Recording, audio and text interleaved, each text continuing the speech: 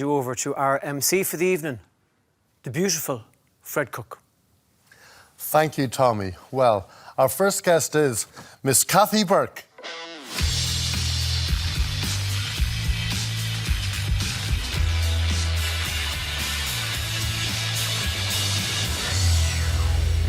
Good luck. Wow. How are you? I'm good. How did they persuade you to do this? It didn't take much persuading. Really? I like the show. Thank you. Are you working on something at the minute? Well, no, I was. I just wrote my memoir and, well, you like that. Wow, because it's exciting. Yeah. So I just did that and so I'm going to do another one. Because I took it up to, I was a bit canny, I took it up to when I was 40 and that was when I sort of packed in being an actor full-time. So they want another one for the last 25 years. So. Stopped being an actor to be a writer-director? Yes, mostly a theatre director at that time, in the early noughties. Yeah. I was a theatre director predominantly. Did you know that you would be able to do that? Yeah, Theatre. because I'd done it when I was in my 20s. I directed a play, I wrote and directed a play in my 20s because I was fed up by then already of the parts I was getting. I thought I need to show these fuckers that I've got a brain in my head. Who are these fuckers? Oh, you know, all the people in charge. All the people that assume you're a bit thick because you look a bit thick. So they were the parts I was getting predominantly. Yeah. Like the thick mate of the pretty girl. And I thought, I can't keep doing this for the rest of my life. So You I could. wrote a play. I wrote a play and directed it, and it did the trick. And suddenly the parts became more interesting. I did a big film, well, an independent film, that a big hoo-ha. I won the Cannes Award for Best Actor. Did you not know that? No, well, I'm sure I know it when you remind me. Yes. What was it? It was a big deal. It was a film called Nil by Mouth. Oh, my God, yeah. That was directed by Gary Oldman. Yeah. So that was a big dealio, so that was great. But then suddenly I was seen as a film star. So I started to do movies and I didn't like it. There's a chapter in my memoir called The Reluctant Film Star. Yeah. So I didn't take to it great, so... And then I decided I want to just focus on theatre directing.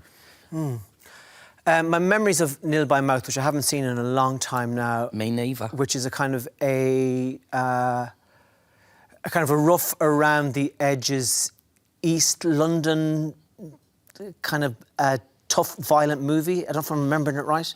Yeah, it's South East London. Okay. And yeah, it's about addiction, really. About addiction, alcoholism and abuse. And what that does to a family unit. And it was brilliant. It was brilliantly written. And it was very, very hard-hitting. But it was one of the most fun jobs I've ever been a part of. That's what I was curious about. Yeah. What was that set like? What was like being... It was great. Really? Yeah.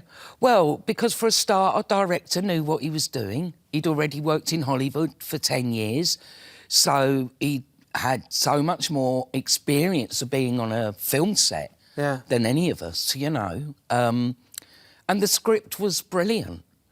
And I improvised a little bit here and there, but just tiny, tiny moments. And I felt safe. That was what was most important. What was the character? She was called Val, and she was married to Ray Winston's character, who was called Ray, who was an alcoholic and a drug addict, and a sort of failed man, you know? These sort of guys that they're not really anything, they're not even gangsters, they're lower than that, you know? What was Val? And Val was... Oh, God, I don't know. Poor wretch who just obviously married this man because she loved him, but he was a terrible abuser and she was terrified of him. So I used to go home every night and think, there but for the grace of whoever. go I. There's an Irish poet called Paul Durcan who called it the clutch of luck. Ah, There, but that's for the good. clutch of luck. That's great. Go Yeah, I. yeah. Um, That's very true. are you from East London? No, I'm from North London. I'm from Islington, Oh, yeah. which a lot of people think, oh, that's posh. Is it? Well, they give that impression over the pond, you know, which sort of gets on my nerves a little bit. It does have its posh areas in Islington, like anywhere, really. But I grew up there in the 60s and 70s. Do you still live around there? Yeah, yeah. I live Highbury. I live in the posh bit now. Good for you. Who were, or still are, Mum and Dad? Well, Mum was Bridget from Cork, who passed away in 1966, so I never knew her. I was 18 months. And Dad was Pat from Galway, and he passed away in 1993. So I've been the full-blown orphan for 30 years. Pat Burke from Galway. Yeah. Whereabouts in Galway was he from? Oh, I couldn't tell you. He told me when he was alive, but I was a kid then, so it went in one ear out the other. I was Yeah. like, who cares? I don't care. And then, of course, when I was writing my memoir, I was like, oh, fuck, where was he from? Yeah. Oh, well, I'm not going to make something up, but... Do you know how they met? They met at the Gresham Ballroom on the Holloway Road in Islington. And did your dad ever talk about why he fancied your mum or why he married her or anything like that? No. I mean, my dad had a bad drinking problem when we were kids. So I only really got to know him when we were older. And he managed to stop the booze on his own. So he had 10 years sober, which was great. It was still quite difficult because, you know, when you grow up with alcoholism, you don't trust. You're always thinking, any minute now, the drink could happen again. So it was very difficult. I think he loved me calling him mate, basically. Once I started calling him mate, I think he felt, she's happy with who I am now, if that makes any sort of sense. Totally. That's an affectionate term. Yeah. So for his little girl to be talking to him like that, I totally get that. He couldn't get his head round my voice. Why are you so cockney? He used to ask me. I go, well, I live in fucking London. What do you... Well, you see, I'm going to be talking like you know. But, yeah, he found that hilarious, that I was so cockney. Because I've got two big brothers. Yeah. And they're not as sort of strong London as I am. They went to a grammar school and they were a bit better educated. Was that a financial decision that they went to a grammar school and you didn't, or...? No, because it wasn't private school. No, grammar school was more academic. Yeah. They were more academic minded, and so they went to the London Oratory over in Fulham, which is like nearly 5 miles away from home. Yeah. It was fucking bonkers, but... And do they look back on that now as being a good decision made in their behalf? Well, I thought it was a bad decision, but me big brother John said recently that it just meant they were longer on the bus. So they were longer on the bus, they were longer away from home. Yeah. Because home wasn't a great place when we were kids. So none of us wanted to be home. We always just wanted to be out. Totally, yeah. And home was sort of more, I suppose, enjoyable. Dad would be a binger, you see, so Dad could disappear for days, sometimes a couple of weeks, and we liked it that way. Every now and again, a copper would turn up and say, oh, your dad's in the cell or your dad's in the hospital. We just thought we'd tell you in case you were worried, and we'd go, we're not worried. We're not worried. But, yeah. I mean, the drink obviously had such a grip on your dad, like... Oh, God, yeah, terrible. And I look back and it's really sad that, it's just really sad that I didn't really understand back then. Of course, as a kid, you don't know why somebody's drinking all the time. But, of course, as an adult, I completely understood it, you know, why he drank the way he did. What did you understand? I understood that he was depressed and that he was sad and that he was lonely and that he was probably suffering quite a lot of abuse being an Irish immigrant in the country at that time, because there was a lot of stuff going on, you know. And I say in my book, in one of the early chapters of my book, my dad gave me a very early lesson on white privilege, because he came home and he'd been beaten up, and this was during a sober time.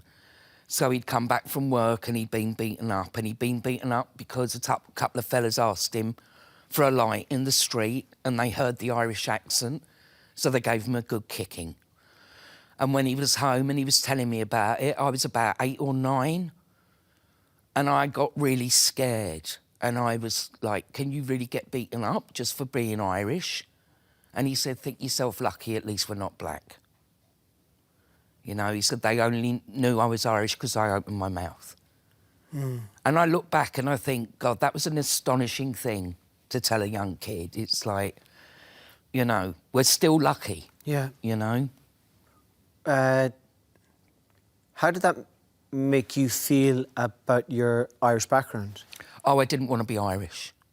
I was too scared. I didn't want to be Irish. So, you know, hence the old, God blimey, Danny Dyer.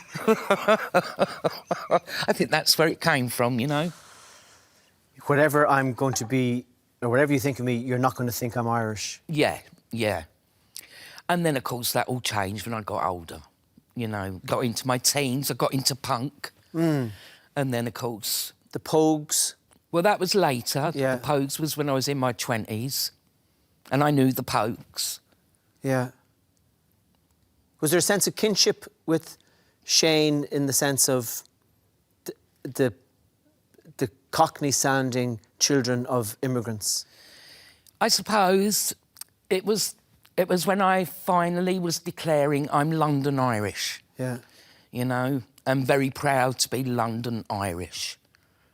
I'm just proud to have an Irish heritage, really proud. I didn't want to be English then, all of a sudden, you know. I'm sort of proud to be the child of immigrants. And especially nowadays, when immigrant seems to be such a dirty word. And it's like, what the hell has gone on, you know? We shouldn't be like this, being so scared.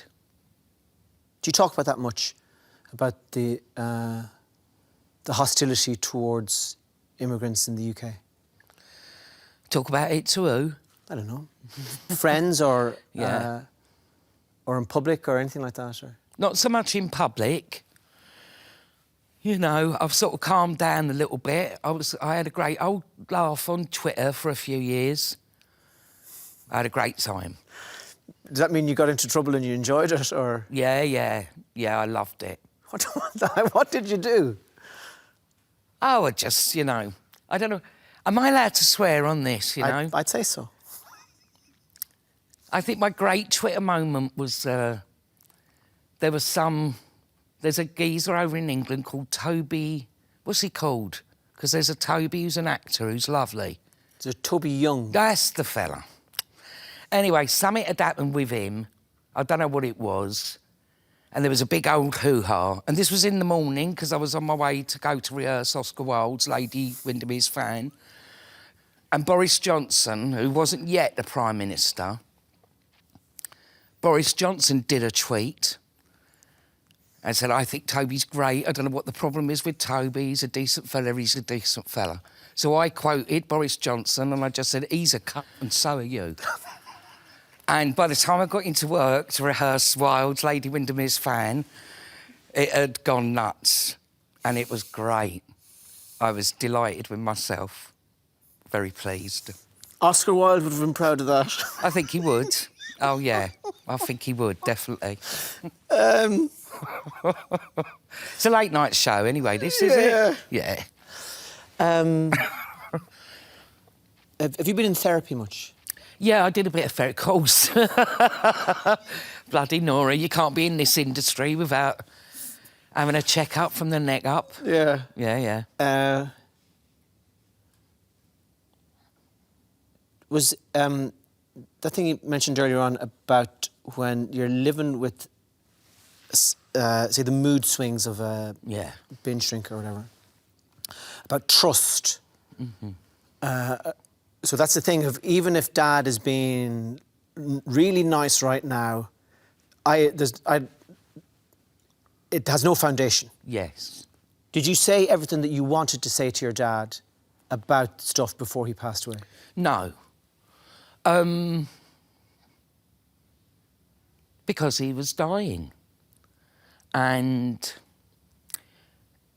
he asked me, which I found a very strange question, but once we knew he had cancer, and back then it was prostate cancer, which now it's not a death sentence anymore. But back then, and because he'd abused his body for years, you know, so it was a pretty grim outlook for him. So we sort of had a few chats. He was quite violent when we were kids, you see. So at one point he said to me, "Can I ask you something?" He said, "Why are you all so cold?" Said that about me and my brothers. And I was so shocked, because I thought, I'm not a cold person. I'm a warm person. I'm a cuddly person. I'm a funny person. But then I thought, I'm not that to me dad, though. I am cold, and I am distant, and I am untrusting, you know? So I thought, what do I say to this man who probably can't remember a lot of the violence? What do I say to him? So I just said, we didn't have a mum. And that was enough. He went, oh, OK. So we were different because we didn't have a mum. If you had that moment back again, would you say the same thing? I think so. I think so, yeah. Yeah. What's the point in saying to someone, well, you used to beat the shit out of us. We were terrified of you.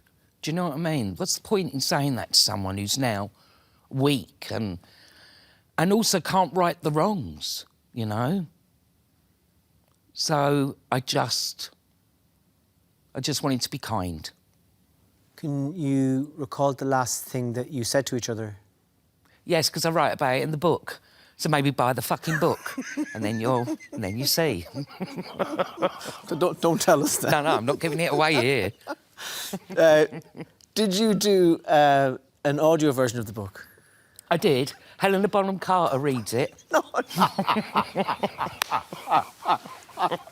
I mean, we should have done that. We should have. If she had a memoir, that would have been great. We could do swapsies. Yeah. But yeah, I did the audio. I enjoyed it. It was good fun. What's the name of the book? A Mind of My Own. So there. Yeah. Up yours. Yeah, yeah. And I think book 2 might be called something like Losing My Mind or something. I don't know. Do you need romance? Oh, fuck, no. No. No. I mean, look at me. I'm 62 this year, and there's one grey hair on my head if you can find it. There's no dye on this head of hair. And I put it down to no kids, no dicky, and plenty of marijuana. And there you go. No kids and no kissing. No kids and no kissing. Not anymore. My kissing days are well and truly over. Thank God.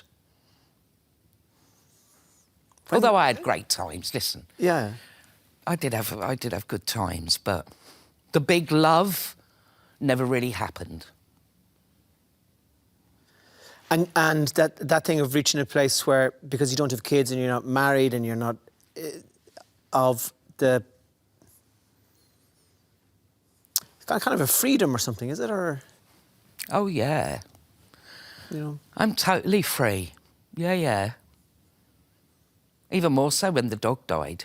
It was like, oh, now I can actually come and go and do what I want when I want. I just feel, geez, I suppose, I don't know, when you don't have to worry about money I think that just makes a huge difference to your life, you know? I've never, ever forgotten what it's like to not have money. So therefore, I'm always grateful every day, you know, that I'm in an okay place. Do you say no a lot? Yes. Not this, no, no, no. There's a great chapter in my book about the power of no. There fucking is. There is, though. All hail to the power of no. Yeah, I say no more than yes. I've said no to this loads of times. But it coincided with when the dates came through. A great mate of mine, Roisin McBrien, she runs the Gate Theatre now. Okay. So I want to see Roisin's play that she's directed. So when the dates come through, I was like, oh, great, Tommy can pay me travel. I'll go in and say hello to Tommy Tiernan, and then I'll go and see Roisin's play. I just remember, I auditioned for you for something. You did. You didn't get it. What happened? I don't know. You weren't good enough. You were rubbish. And how soon into my audition did you know that? I just think you were too young, Tommy. I think that was what was going on. Yeah, that was something I did during the pandemic. I was down in Cork. Yeah. I was down in Cork for about 4 months, down in West Cork. Skibbereen. I remember I was, what I did was, I did the audition in my shed. Oh, yeah. So the laptop. A self-tape, that's what they are, yeah. Laptop. And I was a man who, I think was a pig farmer, or did I own pigs or have access to pigs or something? And I remember thinking, OK, Kathy will get this now. And I put a picture of a pig just behind me, but made no reference to it. Oh, really? Obviously didn't work. Oh, dear. Oh, sorry, that didn't work out. I had a great time. Yeah. Oh, it was great. Really? Oh, I loved it. I mean, the cast were wonderful. Great people like Conliffe Hill and Helen Behan. Oh, yeah, You've yeah. had Helen on here, I think. Siobhan McSweeney. And that was when Siobhan bust her leg, wasn't it? She fell off the I bicycle. could have smashed her fucking face in. Jesus. When I got that call, 2 weeks into filming, Siobhan's broken her leg, I was like, what a fucking cunt. She's done that to me. I've never directed telly before, and that fucking half-wit's broken her leg. Oh, poor Siobhan, no. No, honestly, I'm joking. Because I'd broken my leg a few years before, so my heart went out to her, really. Yeah. She was brilliant, Yeah. how she handled it. Like leaning on things and standing. You know, we had to hide the leg in the plaster and everything. And the amount of pain she was in. Sure, yeah. Because a lot of the time, you know, she couldn't be on the painkillers when we were filming. So she was in agony. But the great thing was her character was an alcoholic. So I was delighted with the sweat that was coming out of her head. And makeup would go over and I'd be like, no. Leave the sweat, leave the agony, because she's an alcoholic. So this is great. Where is the thrill for you now in terms of your life? Like, where are the adventures? Getting to bed before 10. That's great. The thrills, seriously, are kids. My mate's kids. I love the kids. I have a great time with them. Good laugh. I tell them to fuck off if they're getting on my nerves. And I will, I just, you know. Kathy told me, Kathy swore at me. Like, what did I say? I'm not allowed to say it. Well, you're a liar. Yeah. No, the kids are great. Great fun. How are your brothers? Oh, thank God, they're doing OK. That's not wood. Cheap old... Thought I was back at the BBC. Yeah, thank God they're both doing OK. Yeah. Amazing, really. Because we've all had our ups and downs and been through lots of different illnesses and all the rest of it, but yeah, they're good. And I've got one nephew. and he's doing all right as well. Thank you for coming on the show. Oh, it's been great. And I tell you what, the gang are lovely here. It's great. This is a good show. Thank you. Great idea. Brilliant. Thank you. Is that it? We're Shall I done. go? That was mighty. Let's have a hug.